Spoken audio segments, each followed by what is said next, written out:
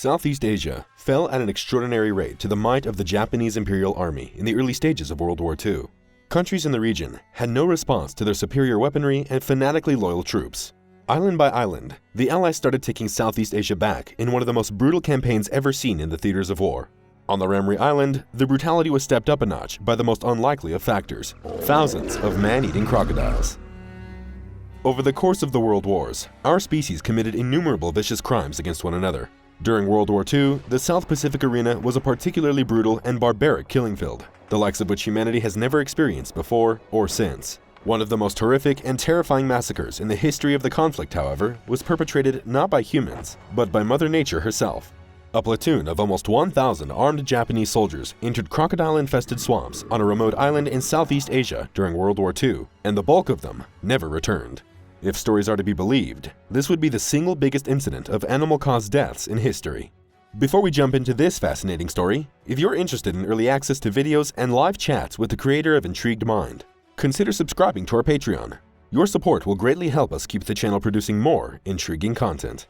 Ramree Island, situated in the Bay of Bengal off the coast of Burma, was the site of a deadly battle between Japanese and Allied forces for 6 weeks in January and February of 1945. The Battle of Ramree Island was a part of the Burma Campaign and an attempt to expel the Japanese Imperial troops who had occupied the island in 1942. The aim was to set up an airbase there that was to serve as a springboard for the Allies' further campaigns to liberate nations under the yoke of the Japanese occupying forces. On January 26, 1945, British Royal Marine Forces, backed by the 36th Indian Infantry Brigade, landed on the beaches of the island after a naval assault from warships out at sea. They were greeted with heavy resistance by the Japanese, which resulted in a back-and-forth battle between the two sides.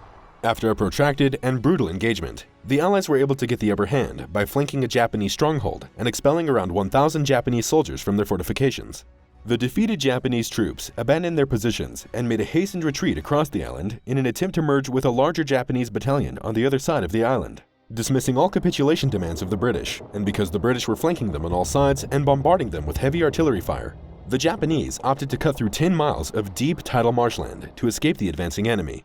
It was the beginning of a horrifying experience for the Japanese forces, as they had unknowingly entered a slaughterhouse of another kind. The dense, muck-filled bogs hindered the troops' advance and slowed them down as they entered this killing field. The soldiers became sick from tropical illnesses spread by the swarms of mosquitoes and had to endure the plethora of venomous spiders, snakes, and scorpions that lurked in the muddy underbrush. As they continued to make their way through the swamp in this fashion for many days, the possibility of running out of food and a lack of potable water became an increasingly serious concern. Throughout this already deathly ordeal, they were harried by intermittent artillery fire by British soldiers stationed around the borders of the swamp. This would just be the start of the already beleaguered Japanese troops' horror. One night, British soldiers patrolling the fringes of the swampland reported hearing terrified cries and shooting emanating from the darkness.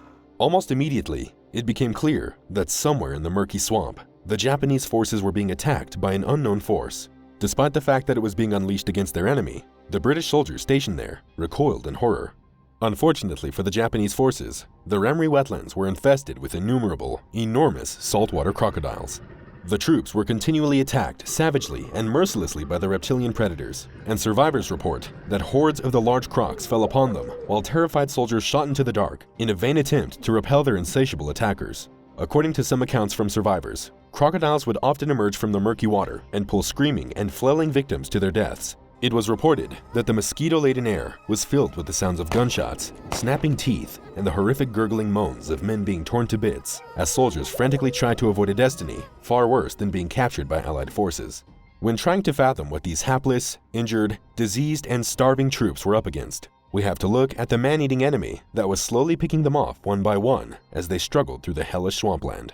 The saltwater crocodile is a prime example of an opportunistic predator. Submerged under the surface of the water, it calmly waits on its prey. It will consume everything its jaws can grab, including water buffalo, monkeys, wild boar, and even sharks. Saltwater crocodiles are the largest living reptiles on the planet. Sea crocodile, Indo-Pacific crocodile, salty, marine crocodile, and estuary crocodile are just a few of the many names for these enormous reptiles. They are also quite widespread, inhabiting territories ranging from India and Asia to Australia. These crocodiles are truly terrifying animals, with a big, triangular skull with teeth measuring up to 3.5 inches in length. They are capable of reaching a maximum length of 23 feet. However, most are between 11 and 19 feet long. Males are bigger than females, and an adult male may easily weigh in excess of 2,000 pounds. Within its range, these crocodiles occupy a variety of aquatic environments. They can thrive in both fresh and salt water, including brackish water and estuaries, as their name implies.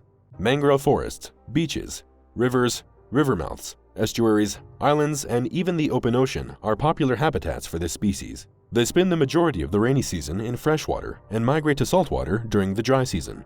These crocodiles are the species with the highest propensity to attack people. They are highly aggressive and large enough to see humans as easy prey. As the unlucky Japanese soldiers discovered, your survival probability is exceedingly poor if you are grabbed by this dinosaur-like crocodile. It is said that just 20 desperate survivors, some of whom were severely wounded and mauled, managed to crawl out of the swamp alive. However, this number has been contested, and estimates of how many men perished inside the swamp vary. It is also unknown how many of the unlucky men perished in the gaping-toothed mouths of crocodiles, as opposed to the many other horrors that lurked in the swamp. The Guinness Book of World Records recognized the occurrence as the most number of fatalities in a crocodile attack, regardless of the actual number of victims. The extraordinarily violent and ominous incident at Ramree Island has earned it almost legendary status alongside similar stories from World War II, such as the shark attacks on the shipwrecked crew of the USS Indianapolis, which holds the record for the highest number of shark attacks on humans in recorded history. Even after all these years, Ramree Island continues to inspire trepidation. Currently, the island is tranquil, but the crocodiles are still there, as are maybe the spirits of the fallen warriors who met their horrible end there many years ago. The events on Ramree Island sound too horrific to be true, and a growing number of academics are inclined to agree. In the last several decades, historians and herpetologists, academics who study reptiles, have cast skepticism on the horrifying story.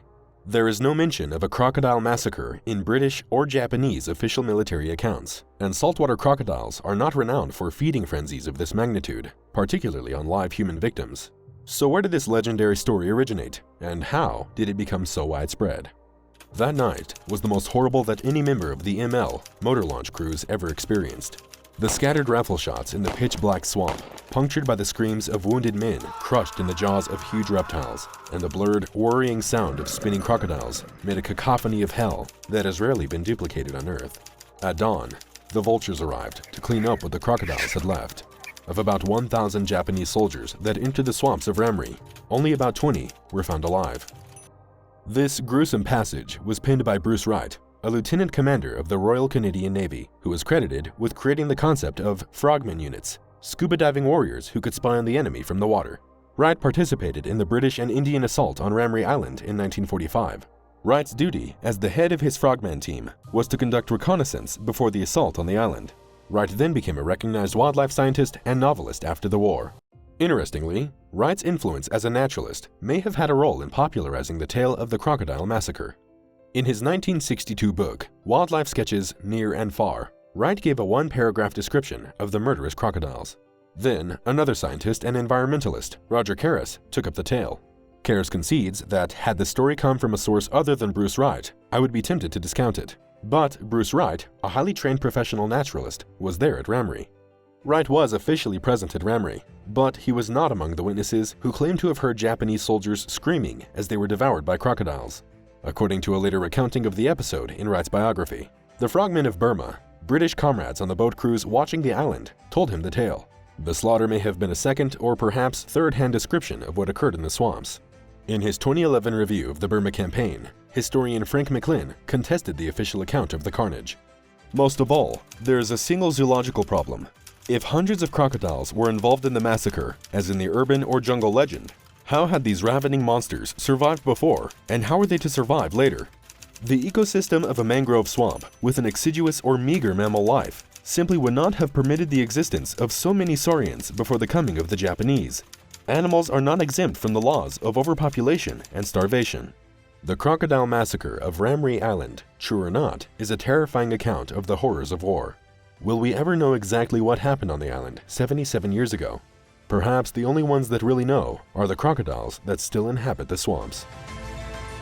For more videos on the most amazing forgotten parts of our history, be sure to subscribe to the Intrigued Mind channel, like the video, and leave your suggestions in the comments below.